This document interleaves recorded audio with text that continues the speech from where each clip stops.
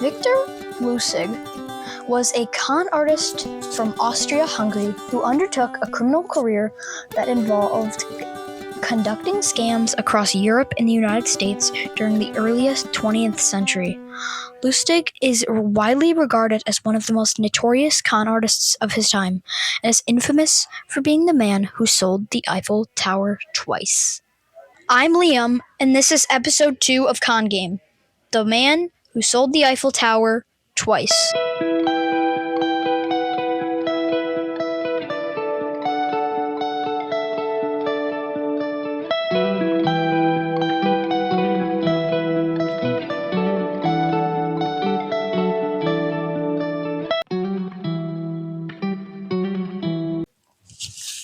Lustig was born in Hastien, Bohemia, Austria-Hungary. He learned easily throughout his youth, becoming a quick study, which also proved to be a source of trouble. At the age of 19, while taking a break from his studies in Paris, Lustig took to gambling. During this time, he also sustained a defining scar on the left side of his face from a jealous boyfriend of a woman he consorted with. Upon leaving school, Lustig applied both his quick wit and sizing up of a situation and his fluency in several languages to embark on a life of crime, eventually focusing on conducting a variety of scams and cons that provided him with property and money, and which transformed him into a professional con man. Many of Lustig's initial cons were committed on ocean liners sailing between the Atlantic ports of France and New York City. Amongst the schemes he pulled on rich travelers included one in which he posed as a musical producer who saw investment in a non-existent Broadway production. When the services of the transatlantic liners were suspended in the wake of World War I, Lustig found himself in search of new territory to make an income from, and opted to travel to the United States. By this time, he began to earn a level of infamy amongst various law enforcement agencies for the scams he committed, including one where he conducted in 1922, in which he conned a bank into giving him money for a portion of bonds he was offering for a repossessed property, only to use the sleight of hand to escape with both the money and the bonds. In 1925, Lustig traveled back to France. While staying in Paris, he chanced upon the newspaper article discussing the problems faced with maintaining the Eiffel Tower, which inspired him for a new con. The monument had been falling into disrepair, and the city was finding it increasingly expensive to maintain and repaint. Part of the article made a passing comment that overall public opinion towards the monument would move towards call for its removal, which was the key to convincing Lustig that using it as part of his next con would be lucrative. After researching what he needed to help him utilize the information from the article, Lustig set to work preparing the scam, which included hiring a forger to produce fake government stationery for him. Once he was ready, Lustig invited a small group of scrap metal dealers to a confidential meeting at an expensive hotel, whereupon he identified himself to them as the Deputy Director General of Monsignor di Poste est Telegramsi, Ministry of Posts and Telegrams. I definitely said that wrong in the French part. In the meeting, he convinced the men that the upkeep of the Eiffel Tower was becoming too much for Paris and that the French government wished to sell it for scrap, but that such a deal would be controversial and likely spark public outcry. Nothing could be disclosed until all details were thought out. Lustig revealed that he was in charge of selecting the dealer who would receive the ownership of the structure, claiming the group had been carefully selected because of their reputations as honest businessmen, in quotes. His speech included genuine insight about the monument's place in the city and how it did not fit with the city's other great monuments like Gothic cathedrals or Arc de Triomphe. I definitely said that wrong.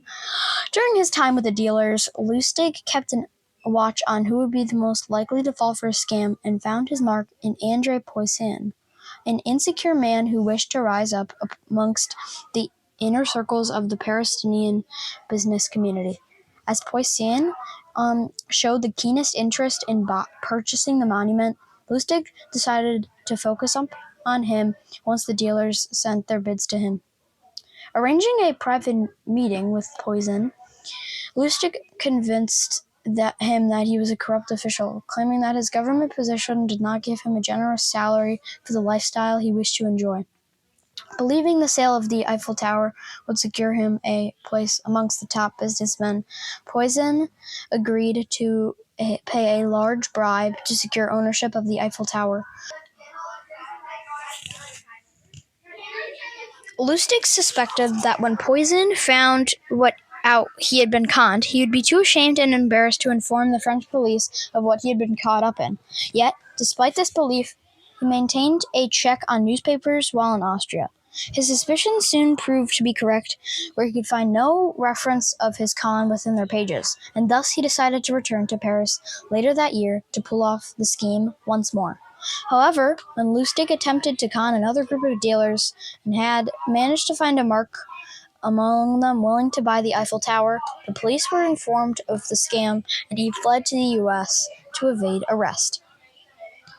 One of Lustig's most notable scams involved selling unsuspecting marks, a box that he claimed was a machine that could duplicate any currency that were inserted into it, with the only catch being that the device needed 6 hours to print an identical copy. Referred to as the money box or the Romanian box, the scam involved a specially designed mahogany box, roughly the size of a steamer trunk.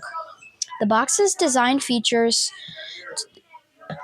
two small slots designed to take in bills and the paper to print the duplicate on, and a compartment containing the false arrangement of levers and mechanics that had to be operated to make the duplicates.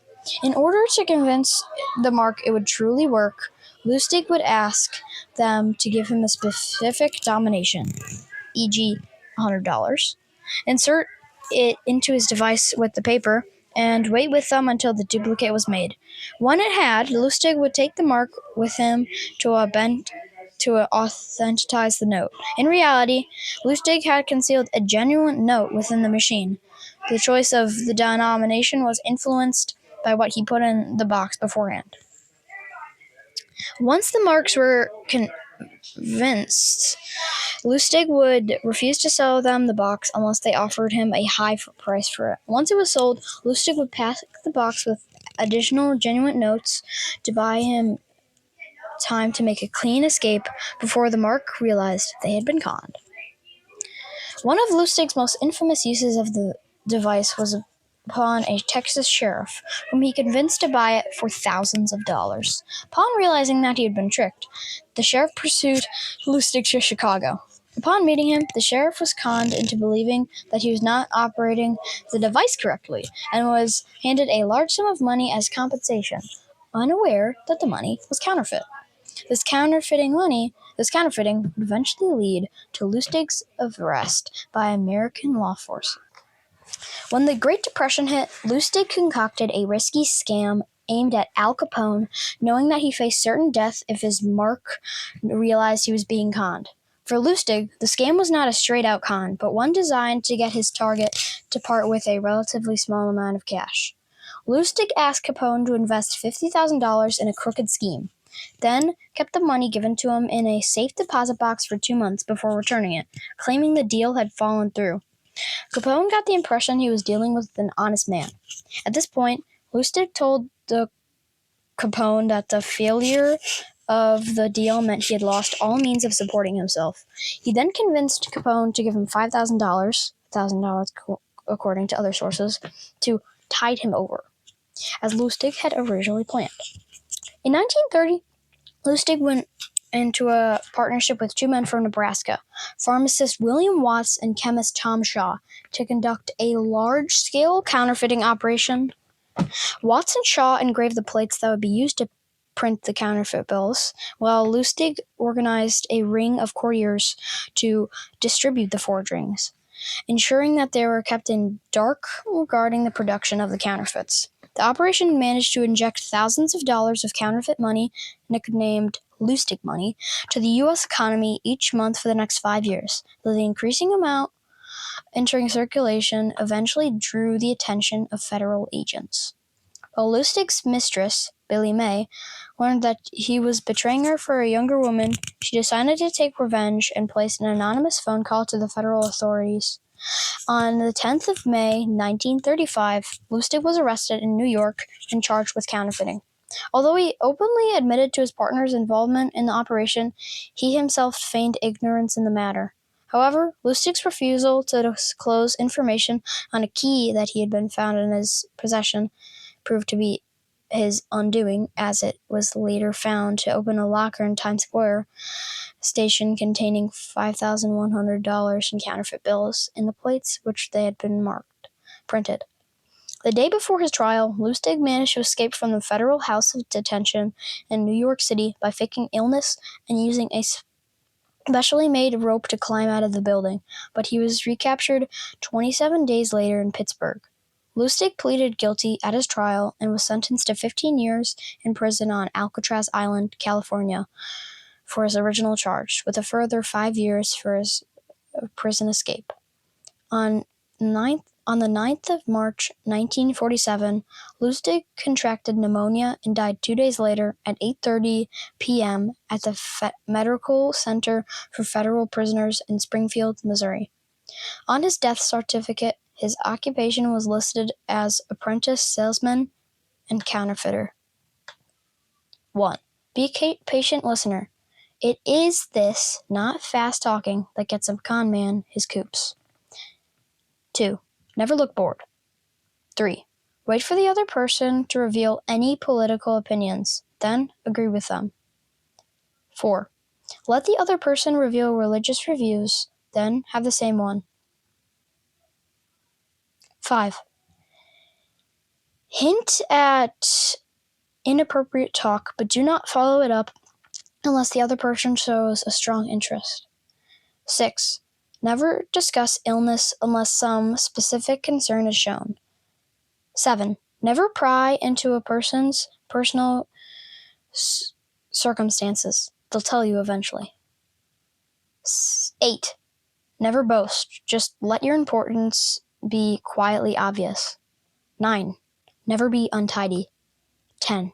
Never get drunk. I'm Liam, and this was the second episode of Congame, the man who sold the Eiffel Tower twice.